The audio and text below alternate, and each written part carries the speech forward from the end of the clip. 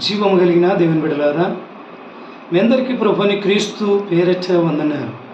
ప్రభునేసు నామములో శుభములు. పరిశుద్ధ గ్రంథము నుంచి దేవుని వాక్యం, బైబిల్ గ్రంథము నుంచి దేవుని వాక్యం చదువుకుందాం, ధ్యానించుకుందాం. మత్తయి సువార్త 24వ అధ్యాయం 44వ వచనం నుంచి 51వ వచనం వరకు చదవండి.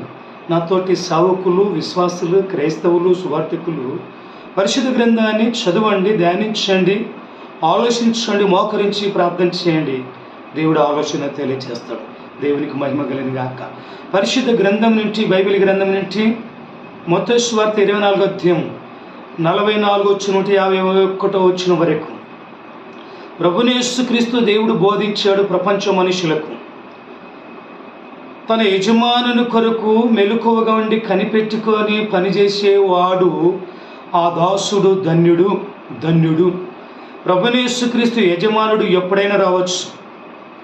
ఆయన సాయంత్రం రావచ్చు, మధ్యరాత్రి రావచ్చు, తెల్లవారుజాము రావచ్చు, పొద్దున రావచ్చు, మధ్యాహ్నం రావచ్చు. కనుక తన దాసులు ప్రభు ఎప్పుడొస్తాడో యజమానుడు, సృష్టికర్తన దేవుడు యజమానుడు, రాజులకు రాజు అయిన యేసు ప్రభు, ప్రభులకు ప్రభు అయిన యేసుక్రీస్తు దేవుడు, సర్వాధికారైన దేవుడు యేసు ప్రభు, ఆయన రాకడ, రెండో రాకడ వచ్చినప్పుడు ఎప్పుడు క్రీస్తు పని మీద, ప్రభుని క్రీస్తు తను స్వరక్తనిచ్చి సంపాదించిన సంఘం, కొత్త నిబంధన సంఘం పరిచర్యలో, పనిలో ఎవరైతే అలర్ట్గా మెలుకోవండి 24 గంటలు 24 అవర్స్ యేసుక్రీస్తు దేవుని సేవ పని మీద, ప్రభువైన యేసుక్రీస్తు పరిచర్యలో, ప్రభువైన యేసుక్రీస్తు పాదాల దగ్గర ప్రభుని మయపరచడానికి, ప్రకటించడానికి, యేసు ప్రభుని గణపరచడానికి పనిలో అలర్ట్గా ఉండి పని చేస్తుంటాడో ఆ దాసుడు ధన్యుడు, ధన్యుడిని యేసు ప్రభు సెలవిచ్చు. ఈ భూలోకంలో చాలామంది పాస్టర్లు, సువార్థికులు, రెవరెండ్లు, బిషపులు, డాక్టర్లు, ప్రవక్తలు అని పేరు మోసిన వారు ఉప్పొంగుతున్నారు. కానీ బైబిల్ చెప్తుంది దాసులు. యేసుక్రీస్తు దాసుడైన పేతురు, యేసుక్రీస్తు దాసుడైన అపోస్తుడు, యేసుక్రీస్తు దాసుడైన యాకోబు, యేసుక్రీస్తు దాసుడైన యోహాను, యేసుక్రీస్తు దాసుడైన అని మొత్తం యేసుక్రీస్తు దాసుడు, యేసుక్రీస్తు దాసుడు, యేసుక్రీస్తు దాసుడని కొత్త నిబంధన బైబిల్ గ్రంథము సెలవిస్తుంది. కానీ అందరూ మరి బైబిల్ ఉన్నది ఎందుకు పెట్టుకుంటారో సావుకులు చాలామంది. నాకు కూడా తెలియదు. నేను ఒక 10 సంవత్సరాలు పాస్టర్ అనే పెట్టుకున్నాను. తర్వాత బైబిల్ నాకు అర్థం చేసుకున్న తర్వాత యేసుక్రీస్తు దాసుడు పాంప్లెట్లు కానీ నా పేరు ఏంటంటే యేసుక్రీస్తు దాసుడు అని రాపిస్తా. యేసుక్రీస్తు దాసు. నేను ఈ లోకంలో అన్ని పనులు వదిలేసి, అన్ని కాడ పనిచేసేది వదిలేసి, అందరి కాడ పనిచేసేది మాని క్రీస్తుకు మాత్రమే దాసుడిగా పనిచేయాలని, యేసుక్రీస్తు దాసుడు పని మంచిగా, గాసగాడిగా, జీతగాడిగా పనిచేయాలని నా పేరు యేసుక్రీస్తు దాసుడైన ఆర్ జాన్. దేవునికి మహిమ కలిగినగాక. కనుక మనకి ప్రకటన గ్రంథము సెలవిస్తుంది 1వ అధ్యాయం 1వ వచనం, యేసుక్రీస్తు దాసునికి తన ప్రత్యక్షత కనపరుచుకునేను. దేవునికి మహిమ కలిగినగా. ప్రకటన గ్రంథం 1వ అధ్యాయం 1వ వచనం చదవండి. యేసుక్రీస్తు తన దాసులకు ప్రత్యక్షత కనపరుచుకుని బైబిల్ సెలవిస్తుంది. నువ్వు దాసుడిగా ఉంటే, దాసుడిగా పనిచేస్తే, దాసుడిగా జీవిస్తే ఆయన ప్రత్యక్షత, ఆయన ఏమేమి చెప్పాలనుకున్నాడో, మనని ఎలాగ జీవించాలో, మనం ఎలాగ బ్రతకాలో, ఎలాగ సాక్షిగా ఉండాలో ఆయన ప్రత్యక్షంగా మనకి తెలియచేస్తాడు, బోధిస్తాడంట. దేవునికి మహిమ కలిగినగాక. ప్రభువైన యేసుక్రీస్తు వాక్యము సెలవిస్తుంది.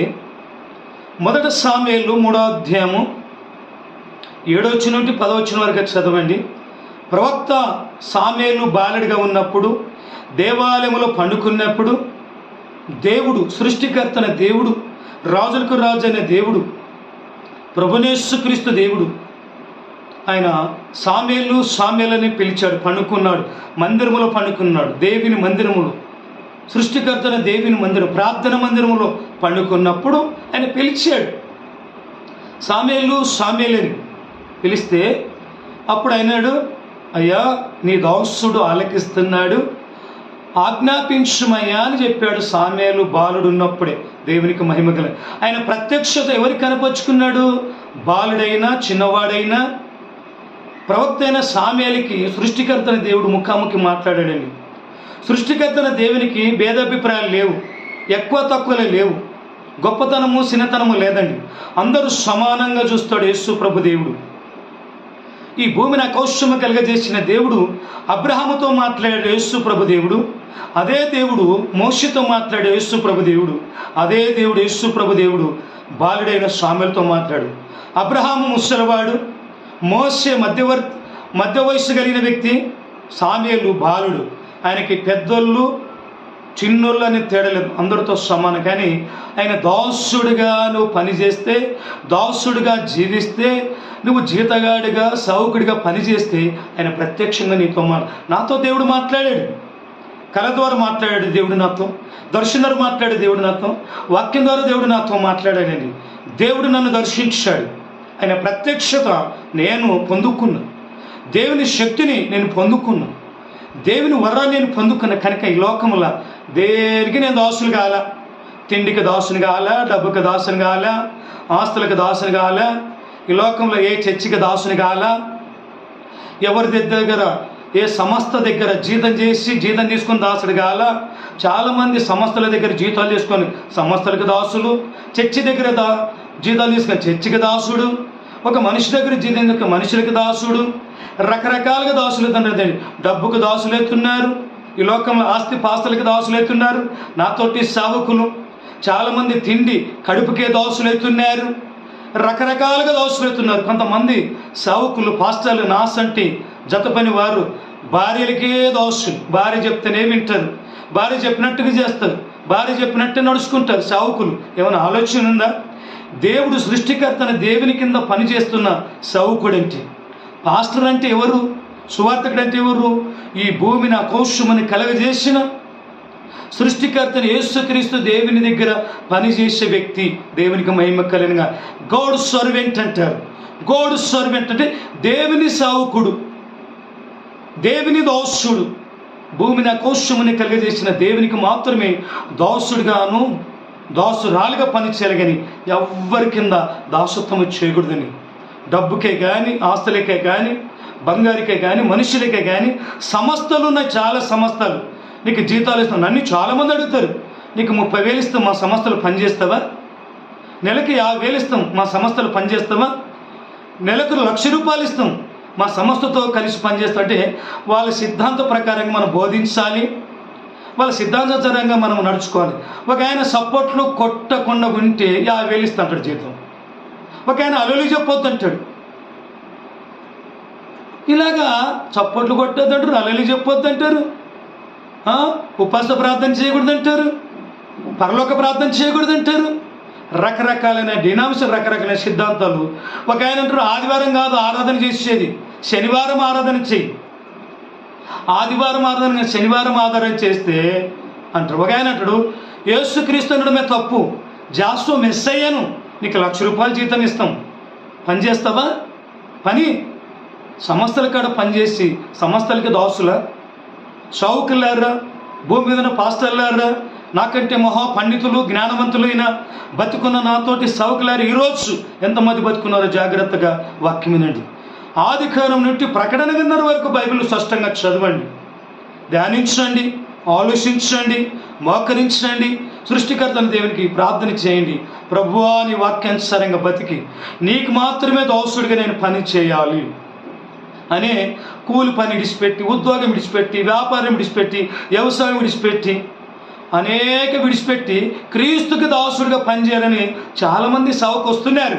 మంచిదే, కానీ క్రీస్తు సేవకు వచ్చినాక మళ్ళీ అన్నీ కల్పిస్తుంటారు. కొందరు మ్యారేజ్ కొరకు సేవ చేస్తున్నారు, కొందరు ప్లాట్ల బిజినెస్ అని రకరకాల వ్యాపారాలకి బిజినెస్ చేస్తున్నారండి.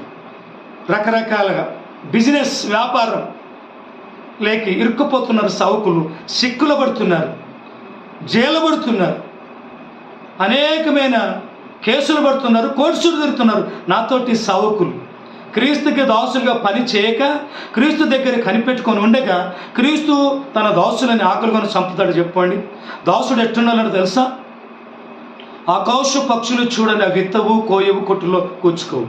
ఆకాశ పక్షులు సృష్టికర్తన దేవుని మీద ఎట్లా ఆధారపడి జీవిస్తున్నారో నాతోటి సేవకులందరూ కూడా సృష్టికర్తన దేవుని మీద ఆధారపడి జీవించి సేవ చేయాలి. కానీ డబ్బు కమ్మడిపోకూడదు, దాసులు కాకూడదండి.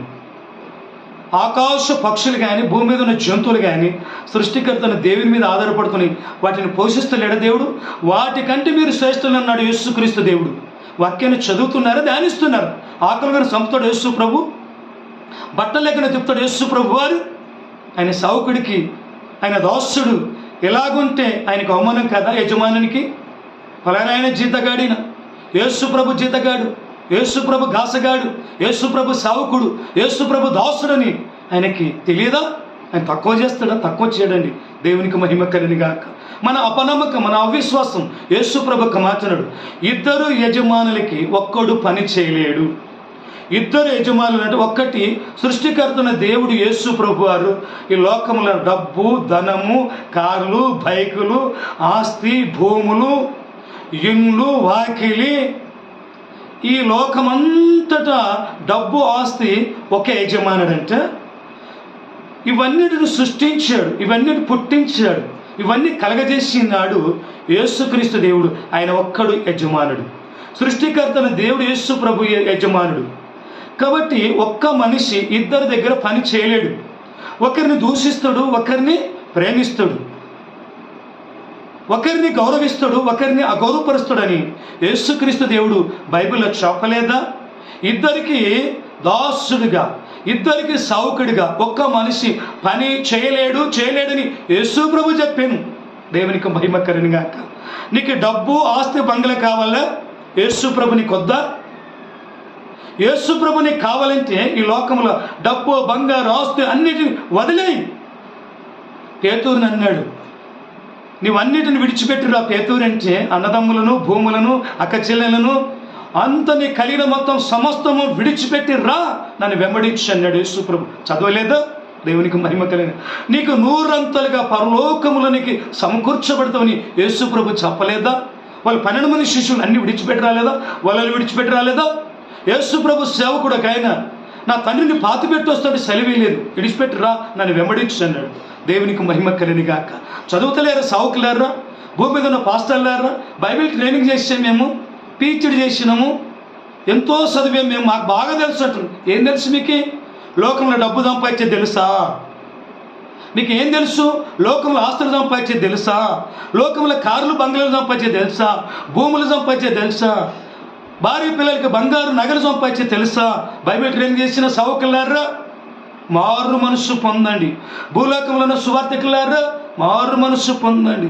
భూలోకంలో బ్రతుకున్న పాస్టర్లారా, మారు మనస్సు పొంది యేసుక్రీస్తు ప్రభుకు మాత్రమే దాసుడిగా మనం పని చేయాలి. ఇవన్నీ మనం తునీకరించాలి. లోకంలో సమస్తమును తునీకరించి విడిచిపెట్టాలి. నువ్వు ఏ దాన్ని ప్రేమిస్తావు ఈ లోకంలో? డబ్బుని, ఆస్తిని, తిండిని, బట్టల్ని, బంగారుని, కారులను ప్రేమిస్తే క్రీస్తుకి నువ్వు దాసుడు కానేరువు, క్రీస్తుకి సౌకుడి కానేరువు. ప్రభుని యేసుక్రీస్తు త్వరగా రానన్నాడు. యేసు ప్రభునుడు బలా నమ్మకమైన మంచి దాసుడు. ఒకరికి 5 తలంతులు, ఒకరికి 2 తలంతులు, ఒకరికి 1 తలంతు ఇచ్చాడు. 5 తలంతులు ఇచ్చినానని, బల నమ్మకమైన మంచి దాసుడా, కొంచెములు నువ్వు నమ్మకంగా ఉంటివి అన్నాడు. దేవునికి మహిమ కలిగిన. 2 తలంతులు తీసుకున్న వ్యక్తికి, కొంచెములు నువ్వు నమ్మకంగా పనిచేసావు కనుక భలే నమ్మకమైన మంచి దాసుడా. యేసు ప్రభు ఇద్దరిని మెచ్చుకున్నాడు. 5 తలంతులు ఇచ్చిన ఆయనని భలే నమ్మకమైన మంచి దాసుడా, 2 తలంతులు తీసుకున్న వ్యక్తిని భలే నమ్మకమైన మంచి దాసుడా, 1 తలంతు తీసుకున్న వ్యక్తి భూమిలో దాచిపెట్టాడంట. ఆయన అన్నాడు, చెడ్డ దాసుడా, చెడ్డ దాసుడా. భూలోకంలో పాస్టర్లమని, రెవరెలమని, బిషోలమని గర్వపడుతున్నారు, కోట్ల రూపాయల ఆస్తులు సంపాదిస్తున్నారు.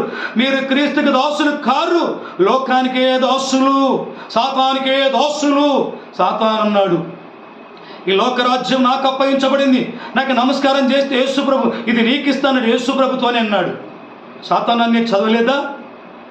యేసుక్రీస్తు ప్రభు వారు తో మాట్లాడింది సైతాన్. ఈ భూలోకం అంతా నాకు ఇవ్వబడింది, నా స్వాధీనంలో ఉంది, నువ్వు గానొక్కసారి నమస్కారం చేస్తే ఈ భూలోకం, ఆస్తి, డబ్బు అంతా కూడా నీకు ఇస్తా. యేసు ప్రభు సాతాను వెళ్ళిపో, నీ తండ్రి అయిన దేవుడు, సృష్టికర్త అయిన దేవునికి మాత్రమే మొక్కాలి అన్నాడు. దేవునికి మహిమ కలుగుగాక. సావుకులారా, సువార్థికులారా, క్రైస్తవులారా, క్రైస్తవ నేతలారా, స్త్రీలారా, పురుషులారా, అందరూ మారు మనసు పొందండి.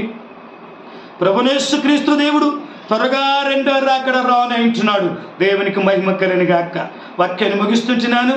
వాక్యం ఇచ్చిన దేవుని బిడ్డలారా, మీ అందరికి కూడా ప్రభువు యేసుక్రీస్తు నామములో వందనాలు.